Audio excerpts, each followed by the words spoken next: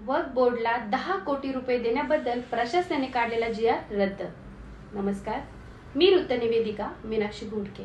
आपल्या मनपा वृत्त 24 तास या आपल्या आवडत्या YouTube चॅनलवर हार्दिक स्वागत. भाजपा महायुती सरकारने महाराष्ट्र वक्फ बोर्डला तातडीने 10 कोटीचा निधी दिल्याच्या खोट्या बातम्या सोशल मीडियात व्हायरल होत आहेत. त्यामुळे भाजपा, शिवसेना आणि राष्ट्रवादी काँग्रेस पक्ष असे महायुती सरकार शपथविधी सोहळा होणार असताना विरोधकांनी फेक नेरेटिव्ह बातम्या प्रसिद्ध जाणून बुजून करीत महायुतीची छबी खराब करण्यासाठी मानसिकता सोशल मीडियात पसरवली जात आहे. वक्फ बोर्डला 10 कोटी रुपये देण्याबद्दल प्रशासनाने काढलेला जी.आर.चा हा निर्णय प्रशासकीय पातळीवरील अधिकाऱ्यांनी परस्पर घेतला होता.